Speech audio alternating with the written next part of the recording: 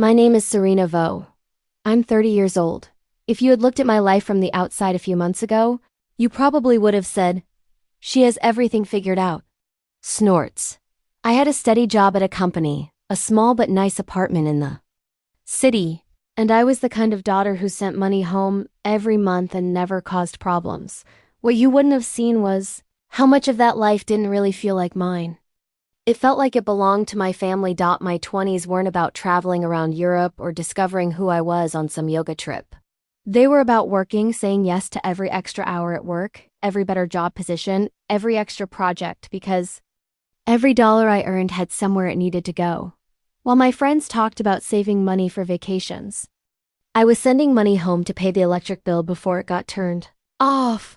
When people joked about their parents wanting grandkids, my parents wanted my password to check their bank account online. My mom moved from one hobby project to another that always cost more money than they earned. My dad hadn't had a full-time job since I was in high school. And my older brother, Min, Snorts, had become the family's big hope. Even though his business ideas never went past a planning document and a dream board, every time one of his businesses started and failed, someone had to fix the mess. That someone was me. I kept telling myself this was what families do. We help each other. We give up things for each other. We step up. But somewhere along the way, stepping up had turned into lying down and letting everyone walk all over me. It all stopped on a Tuesday. I remember the bright office lights more than anything. The way they blinked a little bit in the corner of my eye while I stared at my computer screen. I'd skipped breakfast to finish a work project, answering emails with one hand while holding a warm coffee in the other. My calendar was packed with meetings one after another, no breaks. No time to breathe. Around noon, my fingers started shaking on the keyboard. At first I thought it was just from too much coffee. I blinked hard at the screen, but the words got blurry and wouldn't come into focus. It felt like someone had turned down the brightness on my vision all the way. Serena, you good? My coworker, Colin, asked from the desk across from mine. His voice sounded far away, like it was coming through water. I'm fine, I tried to say. Just need water. I reached for my water bottle. My hand missed. The edge of the desk rushed up way too fast. Then nothing. My next memory is sound. A high beeping noise that wouldn't stop and someone yelling my name like it was an emergency. Serena. Serena. Stay with me. Then cold air on my face and the feeling of being moved. Ceiling tiles sliding past above me like pictures in a movie. When I woke up for real, I was in a hospital bed in the ICU. There were wires on my chest, a clip on my finger, a needle in my arm. My tongue felt thick and dry. Every muscle in my body hurt like I'd run a race I didn't sign up for. A nurse appeared beside me. Gentle but quick. Hey there, she said softly. You're in the hospital. You had a seizure at work. Do you remember anything? I shook my head a little. Even that made my head hurt. The doctors think it was caused by stress, not drinking enough water, and being too tired. She continued. We're keeping you here to watch you for a few days. Is there anyone you'd like us to call? Family? I croak. My mom, my dad, my brother. She nodded and took my phone from the table beside the bed where someone had put it. You listed them as your emergency contacts. We'll call them and let them know what's going on. Okay. I watched her walk out into the hallway, my eyelids heavy. I heard parts of the phone calls through the door. Hi, this is Megan from Mercy General. IQ. I'm calling about your daughter, Serena. Voicemail. Hi, this is a medical emergency about your daughter. Voicemail. Hi, is this Min? I'm calling from the hospital about your sister. No answer. She came back in a few minutes later with a soft frown. No one picked up yet, she said. We left urgent messages. I'm sure they'll call back soon. I nodded. Or tried to. My chest felt tight, but I told myself it was just the machines and the weird hospital air. Of course they'd call back. Of course they'd come. That's what family does. Hours passed. The light outside changed from bright white to a warmer gold, then to the soft blue of late afternoon. Nurses came and went, checking wires, asking if I was in pain, adjusting machines that hummed and beeped. My coworkers texted the group chat. with little updates. Serena scared us today, but doctors say she be okay. And someone sent a photo of the get well card they started making in the break room. My phone lay on the tray beside me. Black screen. Battery slowly dying. No missed calls. Around sunset, Colin appeared in the doorway, holding a plastic bag. He looked strangely big in the small room, his work badge still clipped to his belt. "Hey," he said, giving me a careful half smile. "I brought you real soup. The stuff downstairs tastes like sadness." I felt like I might cry. "You didn't have to come," I said quietly. He shrugged. "You scared the crap out of us." "I figured I should. At least bring you some good food and a phone charger." He put both on the tray. "Your phone looked like it was dying too." We talked for a bit about nothing and everything until the nurse gently asked him to leave so I could rest. When he left, the room felt bigger and emptier than before. I finally picked up my phone. Battery at 2%. No calls from Mom, no calls from Dad. No calls from Min. My thumb hovered over the screen for a second, then I opened my social media. Just habit, looking for a distraction, anything. At the top of my feed, a new photo appeared that hurt to see. Min had posted a picture at our family's lake house, the one we'd spent summers at as kids. He was in the center, holding up a drink. Like a trophy. Mom and Dad were next to him, smiling wide, arms around a group of neighbors and cousins I hadn't seen in months. The lake glowed behind them, golden orange in the evening light. He tagged me. The words underneath said, "Whole crew. Together. Finally complete." I stared at those words, the machines around me beeping steadily, the plastic taste of oxygen in my mouth. Whole crew together. Finally complete. They were all there. They were all together. In the hospital with its cleaning smell and blinking. Machines might as well have been on another planet. No one had noticed I was gone. No one had even thought to ask where I was. My thumb hovered over the comment box. I imagined typing something mean, hurt, painful. Wish I could have made it, but I was busy having a seizure. Or looks fun, I was in the ICU if anyone cares. But I already knew what would happen. They'd say they didn't see it, or they'd make it seem like I was being dramatic, or worse, they'd ignore it completely. And I'd be left feeling smaller than before. So I locked my phone and placed it face down.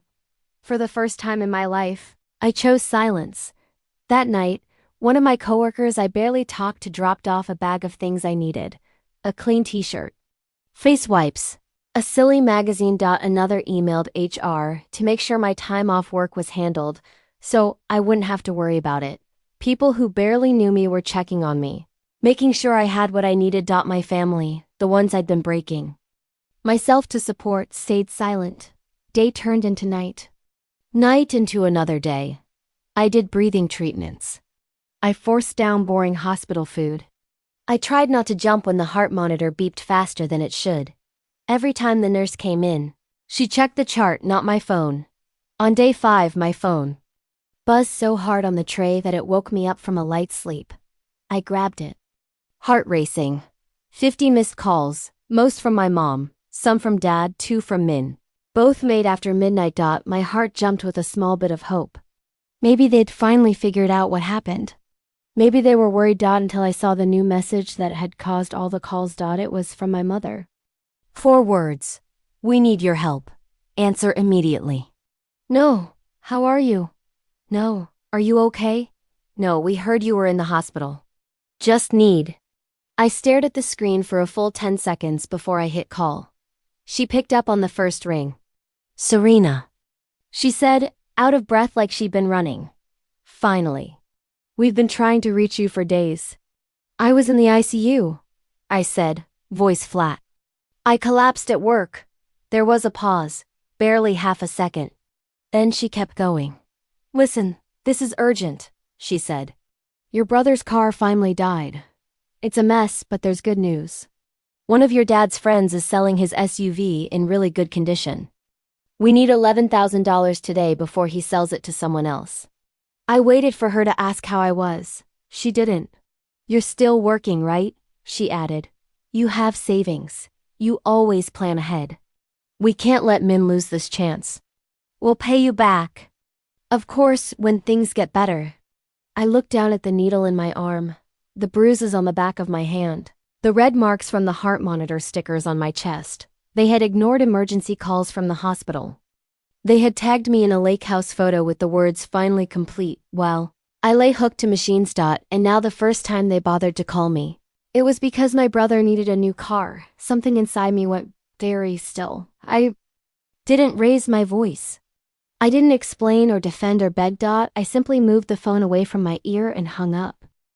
For the first time in my life, the silence between me and my family didn't feel like punishment.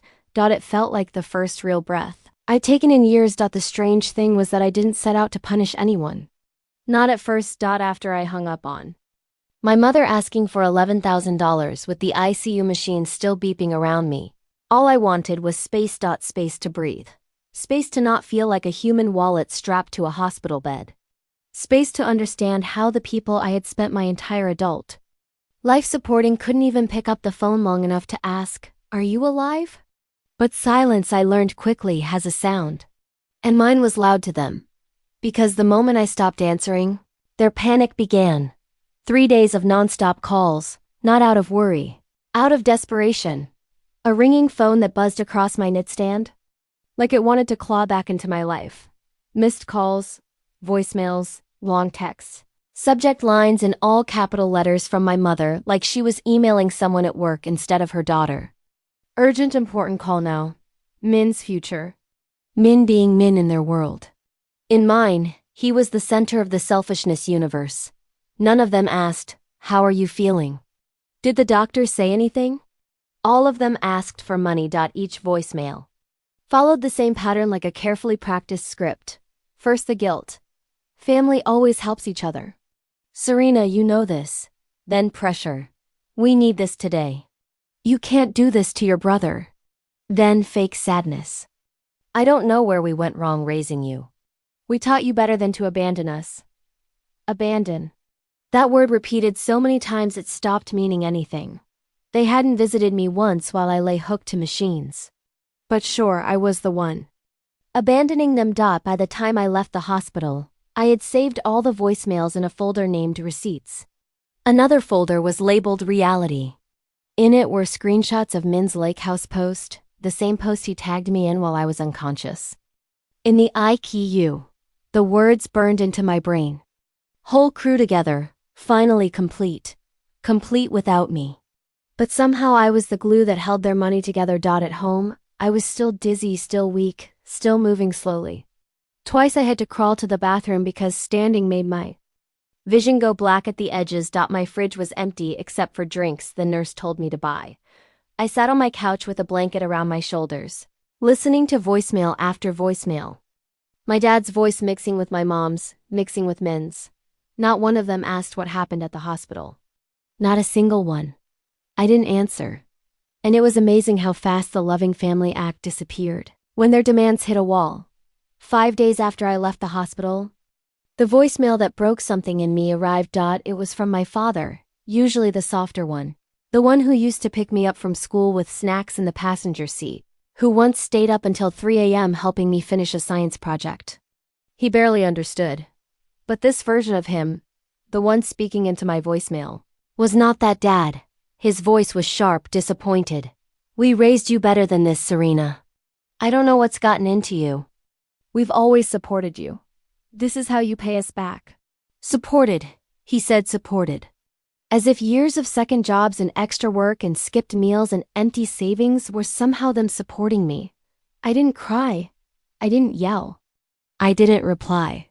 I just sat there in my tiny living room, the air humming with the memory of ICU machines, and realized something huge. My silence wasn't mean. It was the first boundary they'd ever been forced to see. And they couldn't stand it. I didn't hear a word from them for 10 days. 10 peaceful days where my phone was quiet, my apartment was still, and I could focus on getting better instead of drowning. Then came the call that exploded everything. It was from Aunt Linda, Dad's older sister, the one person in the family who never took sides, never meddled, never played favorites. She kept her distance from drama the way some people avoid certain foods, Strictly on purpose. So when her name lit up on my screen, I answered. Serena, she said, her voice calm but troubled. I need to tell you something. She'd been at Min's birthday party. A big party at, of course, the lake house. The same lake house from the Instagram photo that hurt me while I was lying in an ICU bed. They got him a car, she said. Not the Lexus Min originally wanted, but something close. A used Audi. My stomach tightened. Do you know how they paid for it? I wasn't told anything, she admitted. But something felt off. Of course it did. My mother has signs. When she lies about money, she talks fast and smiles too big. But that wasn't the worst of it. Aunt Linda took a slow breath. Your mother told everyone that you cut off the family over a little disagreement, that you abandoned them without explanation, that you're going through some emotional phase. There was no mention of the hospital. My throat burned, but she wasn't done. Then Min stood up to make a toast, she said, voice shaking with disgust. To the people who show up when it counts, he said, not the ones who pretend to care when it's easy. For a moment, I couldn't breathe. Not because of the seizure this time, because the betrayal was deeper than anything I'd imagined. I had spent years paying for Min's failures. And now he was rewriting history to paint me as the bad guy, as the selfish sibling who stopped caring. They laughed, she finished. Everyone except me. She paused, then added softly. It made me sick. And I realized they've built a made-up version of reality where Min is the golden child and you're the afterthought, and they really believe it. I sat perfectly still.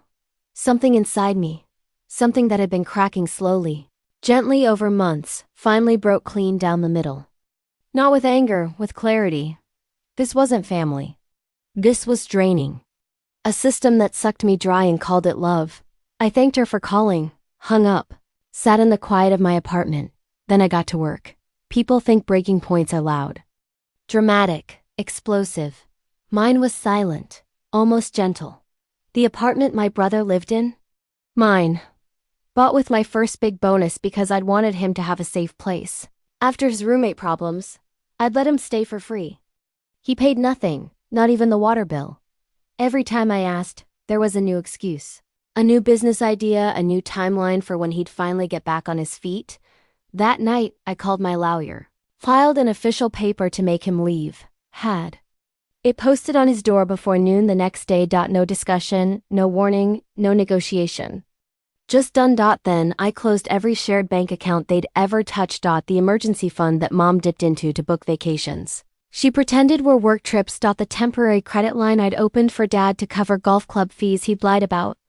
Debit card Min used like his personal ATM. All gone. Within hours, the reaction began. Mom called, crying, then screaming, then begging. You're tearing the family apart. You're acting like a stranger. This isn't you, Serena. But she wasn't crying because she was worried about me.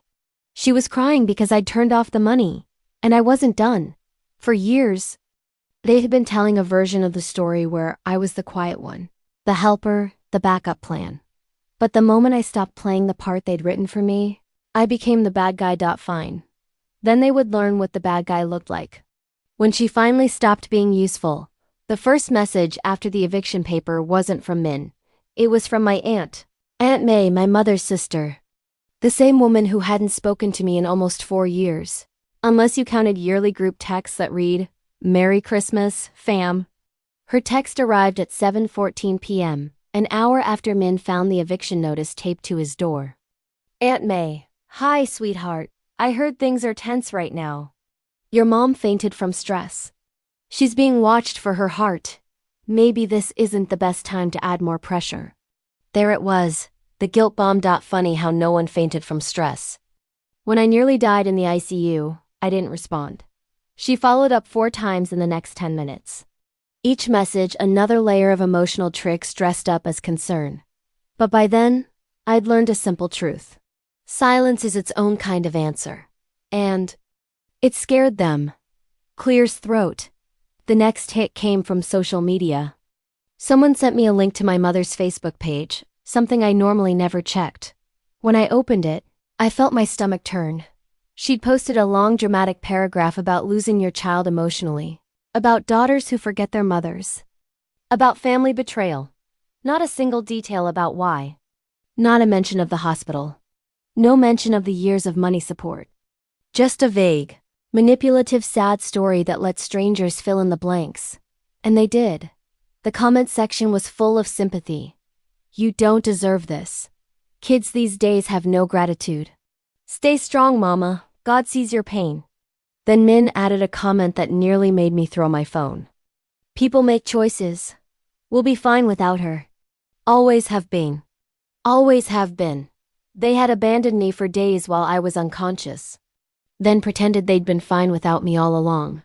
That was the moment something inside me shifted from hurt to determination. I took screenshots of every post, every comment, every lie. Filed them away. Evidence. Not for revenge. For truth. Truth they were about to choke on. I wasn't expecting support from anyone. So, when Aunt Linda called me again, I answered carefully. But she was firm, steady, and angrier than I'd ever heard her. Your mother is making up a story, she said. But not everyone is falling for it. Some of us know better, and we've known better for a long time. It was only then she admitted something I never knew. I wasn't the only one. They'd drained. Min had borrowed money from half the family at some point. Dad had asked relatives for short-term loans that were never paid back. Mom had a habit of promising to pay people back when things get better. The problem was, things never got better. They just got louder. You're the only one who kept helping, Aunt Linda said, her voice gentle but pained. And because you kept saying yes, they kept expecting you to. Then she said the thing I'd been avoiding. This isn't the first time they've done this. It's just the first time someone said no. I didn't cry, but something heavy moved in my chest, settling into place. I wasn't crazy. I wasn't cruel. I wasn't abandoning anyone. I was refusing to be used. And that was the difference. They could not understand. With the eviction posted and the accounts closed, I thought maybe they'd back off. I was wrong, because Min began a new phase. Anger. With a hint of entitlement, he texted me a photo of the eviction notice. The paper was crumpled like someone had tried to rip it off the door in anger. Across it in marker, he'd written, "You've got serious issues. Hope you're proud of this." I didn't reply, not out of spite. Out of exhaustion. But the real turning point came 3 hours later. When I got a call from an unknown number, I let it go to voicemail. Then I listened. It was my mother. Voice shaking. Very breathy, dramatic. "Serena, your brother is devastated. Your father is beside himself. I fainted earlier from the stress. Everyone is so worried about you. This isn't like you. Please, we need to talk. The family needs healing." Healing. From what? From losing access to my bank account? I was still recovering from a seizure. Still weak. Still trying to piece my life back together. And they wanted healing. Healing to them meant me giving in. Healing meant money control wrapped in the language of family bonds. Healing meant me returning to my role as the emotional and money cushion. I deleted the voicemail. And for the first time in my life, it didn't feel like betrayal. It felt like oxygen. But then, right when I thought maybe I was being too harsh, maybe becoming exactly what they accused me of, a friend sent me a new Facebook post from my mother. Photo of her in a hospital gown. Caption. "Stress can break the strongest heart. Pray for us." Except the hospital gown photo. I recognized it. It wasn't from today or yesterday. It was from 3 years earlier when she'd had a minor medical thing, and sent a selfie to the family group chat afterwards saying, "All good, going to Olive Garden to celebrate." She was using an old photo to fake a health crisis to get sympathy.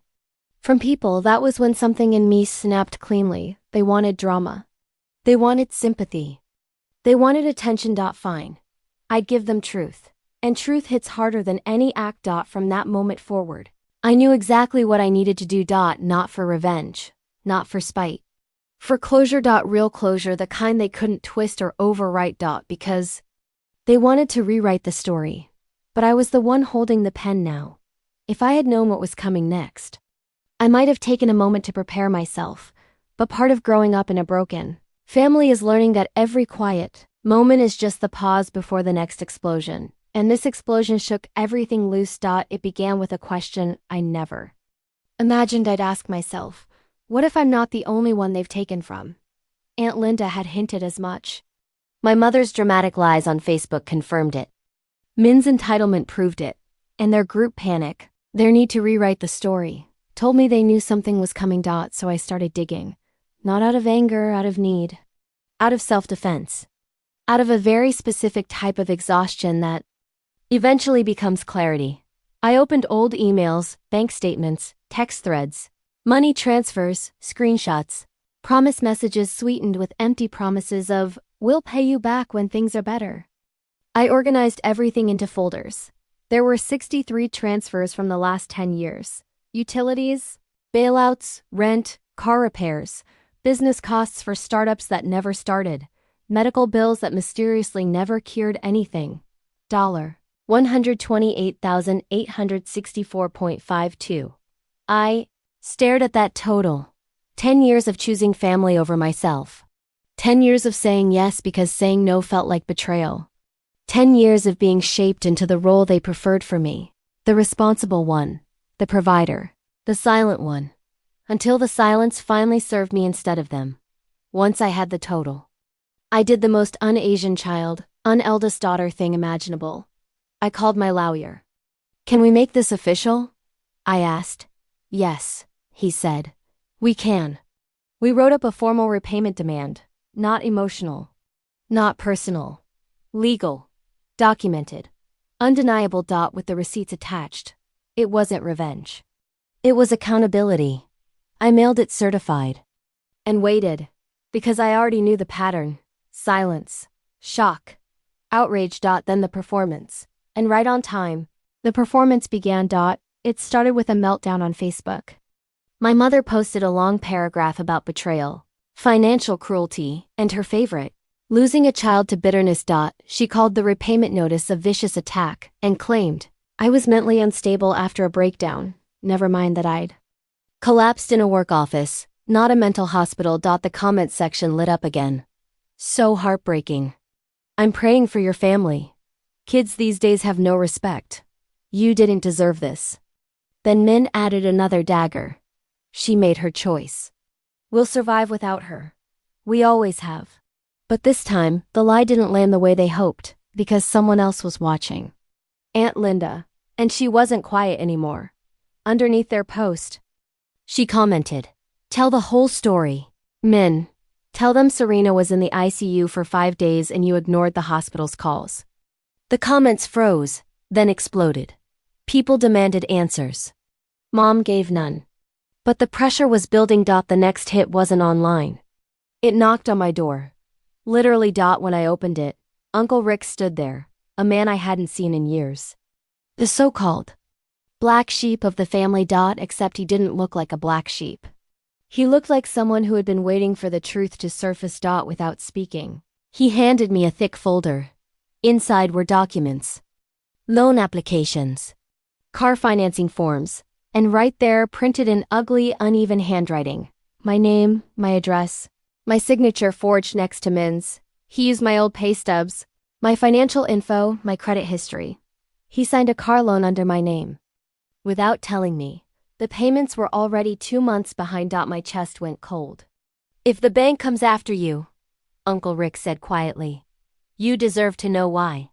He explained that Mom and Dad had done something similar to him years ago. Used his name temporarily. Swore they'd fix it, until it spiraled so badly he had to cut them off to save himself. "You aren't crazy, Serena," he said. "You're just the last one left who hadn't caught on yet." I sat down slowly. Fraud. Actual fraud, not just emotional tricks. Not just money dependence. Not just guilt. Criminal. And they tried to keep it hidden, expecting me to absorb the blow the way I always had. That night, I emailed my lawyer again. We added a new case. Part of me expected them to deny everything. But instead, the opposite happened. A meltdown so loud the entire extended family heard it. Mom posted a photo of herself in a hospital bed. An old photo claiming she had stress caused chest pains due to betrayal. Someone else exposed the lie. The comments turned brutal. Min posted. A shaky video insisting I was ruining his life. Someone replied with the actual loan documents attached. Dad wrote a mysterious message about children destroying families, and the replies were filled with screenshots of my hospital visit and the lake house photo. Their story was collapsing under the weight of its own lies. And then came Min's call. A new number. A new tactic. The same old entitlement. Why are you doing this? He demanded. You were always the one who saved us. What's wrong with you? What changed? I almost laughed. What changed? I collapsed. You didn't show up. I survived anyway. I stopped paying for you. You noticed. That's what changed. You have 5 days to get your things out of the apartment, I said. After that, you're trespassing. You can't do this, he snapped. I already did. He hung up.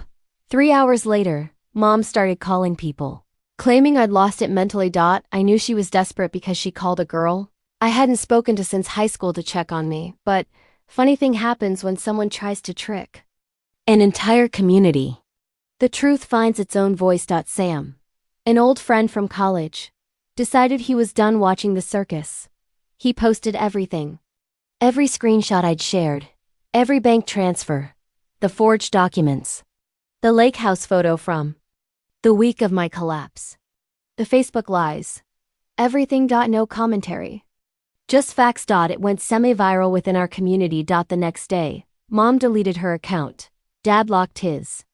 Min turned off comments. Meanwhile, I turned off my phone, pulled a blanket over my legs, and breathed fully for the first time in years. Not out of victory. Out of release. Then came the twist I didn't see coming. It happened on a quiet Thursday afternoon. A knock on my door. A woman stood there holding a little boy's hand. Are you Serena? She asked. I nodded. I'm Ellie, she said, and this is Min's son. I felt the air go out of my lungs. Min had a child. No one told me. Of course no one told me. She explained everything in slow, exhausted detail. She left Min a year ago because of his lies. He recently came back, claiming I was ruining his life, begging her to help. She thought it sounded suspicious. So she started digging online. Found the Facebook meltdown. Found Sam's post. Found the documents.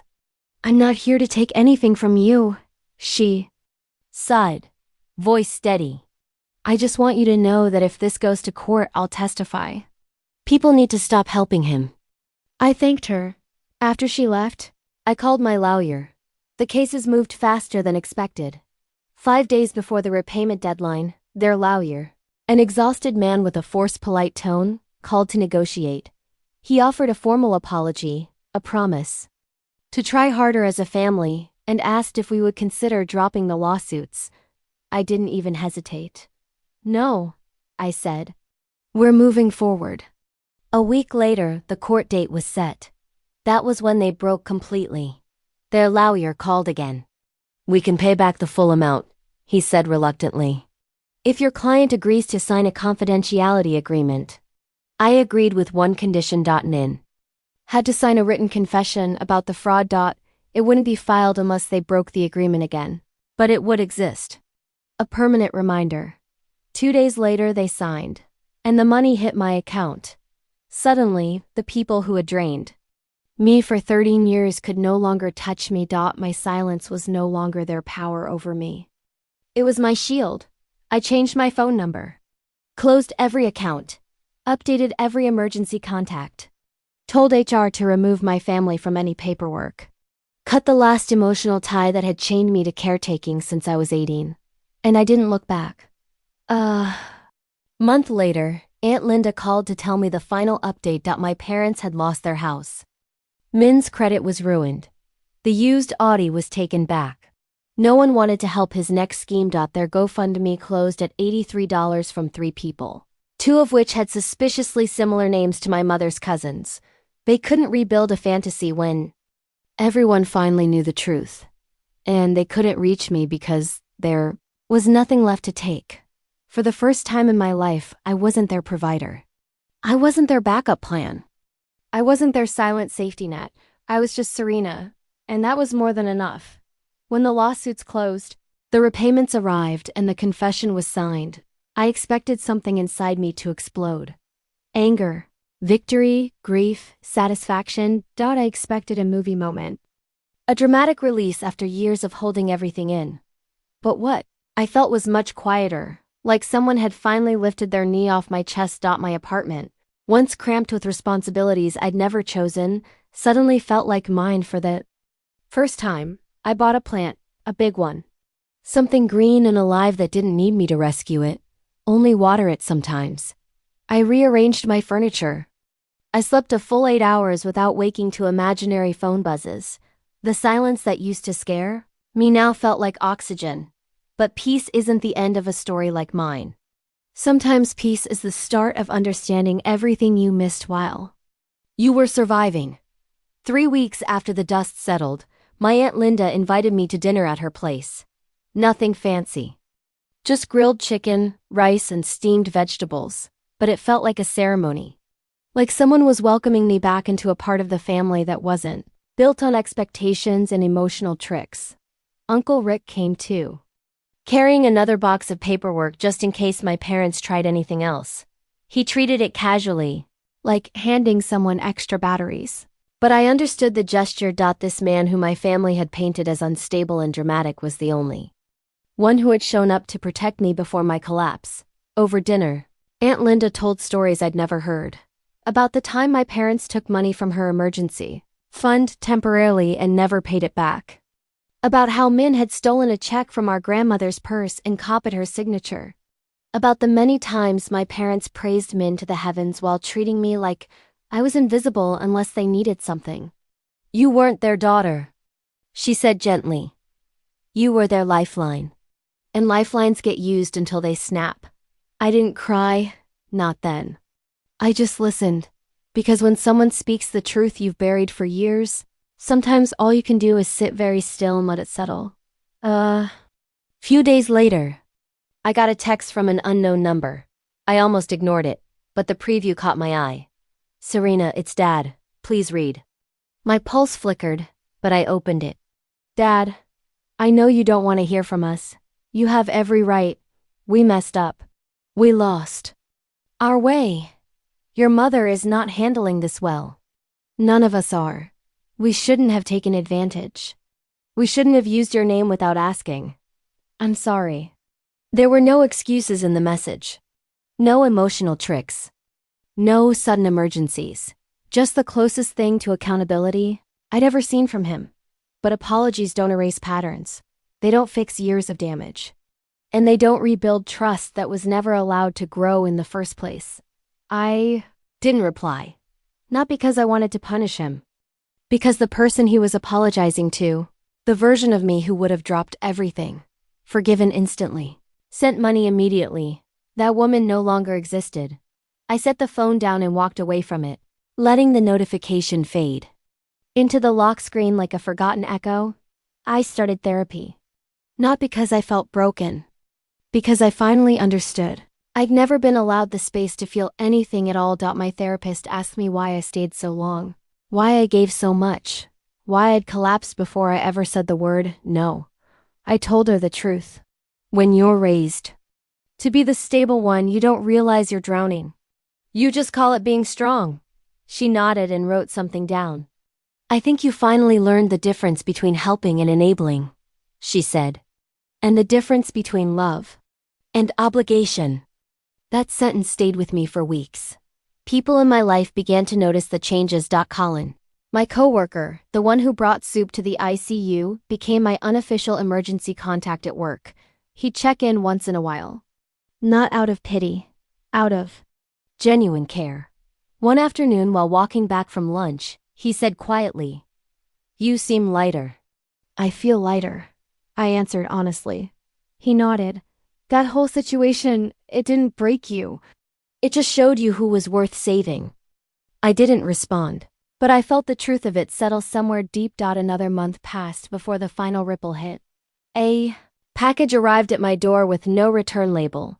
Inside was a thick envelope and a smaller one taped to the top that said simply, "For you, no pressure." It was from Ellie, the woman who'd shown up at my door with Min's son. Inside the large envelope were copies of more documents. Evidence of lies Min had told her. Unpaid child support. Bad checks. Screenshots of his tricks. On top was a handwritten note. I know you're trying to move on. I just wanted you to have the full truth. You didn't imagine any of it. Please don't ever let them pull you back in. I sat on my couch holding the letter, feeling a strange mix of gratitude and grief. Because Ellie was right. The most dangerous part of leaving a toxic family isn't the escape. It's the temptation to go back and rescue the people who broke you. But I wasn't going back. Not this time. Not ever. The last piece of this story came in the form of a phone call from my Aunt Linda. Your parents moved into a rental, she said. They're keeping to themselves. Min, well, he's between places again. They're all quiet now. Quietness in my family was unusual. Not peaceful. Strategic. Like they were waiting for me to reach out. But I didn't. She hesitated, then added, they finally understand you're not coming back to fix things. Her voice softened.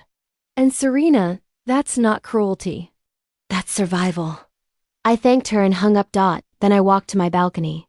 The early evening breeze brushing my skin. The city humming beneath me.